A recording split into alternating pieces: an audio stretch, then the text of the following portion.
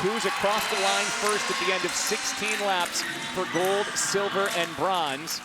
Mentioned Manganello of the United States. Mia Manganello, a converted cyclist, and she says those years as a professional cyclist have set her up perfectly for pack racing, and that's why this is the event she's put all her focus on this year. This first lap is a bit like a pace lap. You're going to see all the skaters line up. No one's jockeying for positions. No one's accelerating, but Mia Manganello's pedigree as a professional cyclist, her knowledge of managing a peloton, managing attacks, will be instrumental if she wants to have a shot here. A couple other women we should keep our eye on, along with the reigning world champ Marika Groenewoud. You've got Francesca Lollobrigida of Italy right up there. She's won 2 gold medals already at this Olympics, the 3,000 and the 5,000. She could be the first Italian ever to win 3 golds in a single Winter Games. There are 2 Canadians that are both medal contenders here. Evanie Blondin, who was the silver medalist back in Beijing, and Valerie Malte, who has 3 medals already here.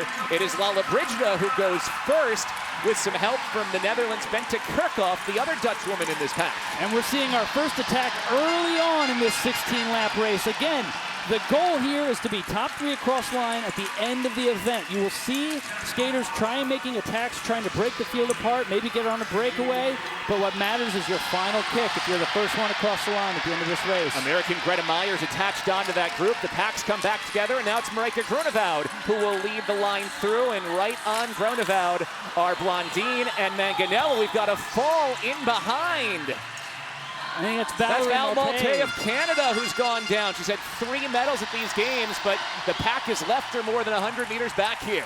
Remember, the sprint points don't matter in terms of gold, silver, and bronze because there's so many points on the line for those 3 finishing spots that the first 3 across the line at the end win medals. They do matter if you're trying to work yourself into the top 10 or the top 5, and that might be the goal of the 19-year-old Rosner. Bente Kerkhoff again up front for the Netherlands. She looks and talks to Marika Groenewoud. They work in tandem, that duo, and now Groenewoud moves ahead, and everything is slowed down here. There's a lot of gamesmanship that's being played out there in the peloton. No one wants to use up all of their energy. This slow pace is allowing Valerie Malte to get back toward the pack after the early fall. She is just about to hook on the back. Had to use some gas to get here, but at least is back in with a chance again. Well, given her Olympics thus far, that might be a dangerous move to have allowed Malte to get caught back up again. 3 medals so far in this games, and really strong in the field sprint. Greta Myers accelerating on the inside. She saw Bente Kerkhoff going on the outside, and so far Myers has had answers to Kerkhoff's first 2 moves, but not to this one. Bente Kerkhoff gets away. Myers goes to the front of the pack to try to help the chase here. And Myers is just doing incredible work in the front of that peloton there, 3rd place currently in the race, chasing down these breakaways. What that does is this: it protects Mia Manganello. It means she doesn't have to be bridging every one of these gaps, so that she can have more in the field sprint. I guarantee you that the team sat down and discussed this strategy before this race began. Sandrine Tass of Belgium and Bente Kerkhoff of the Netherlands in the top 2 spots. Reigning Olympic silver medalist Evanie Blondin of Canada in 3rd. And now Caitlin McGregor taking a flyer on the outside. The 31-year-old first-time Olympian from Switzerland did something similar in her semifinal. This pace has been fast throughout this entire race. We're about to the midpoint here. McGregor's hoping for some magic, but she's going to get up front, get these spread points, and looks like she doesn't want to keep the gas on. She wants to step off at least a little bit, but not entirely yet. 8 laps to go. Does this fast pace favor anyone in this field? Oh, man, I think you never, ever, ever want to take your eye off of Marika Groenewoud of the Netherlands, especially because she's got something to prove. I think it makes her dangerous, but it's good that Mia Manganello of the United States has been sitting there in the peloton, just conserving energy, skating very smart. Manganello very confident if this is a field sprint at the end. When we talked to her a couple weeks ago, she thought that would be how things shaped up the best for her. Right now, it's her teammate Greta Myers that's done a lot of the work to keep this pack together. And we are in a bunch here with 7 laps to go. They just went past where all the coaches are, so you could hear a bit there. And we got some pushing and shoving. Manganello had to keep her skates, as that was Golubieva of Kazakhstan trying to shoulder her way to where she wanted to go. And what you'll see out here, there's a whole group of skaters that are in that 3rd, 4th, 5th, 6th, 7th, 8th, 9th range.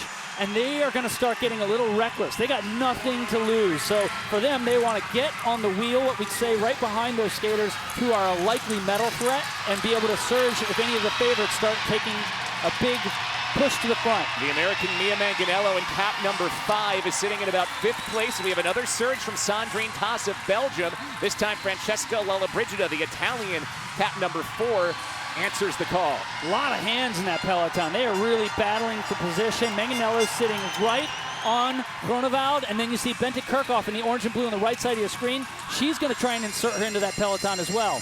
Here comes Fran van Houte of Belgium. Belgium's been very aggressive in this race.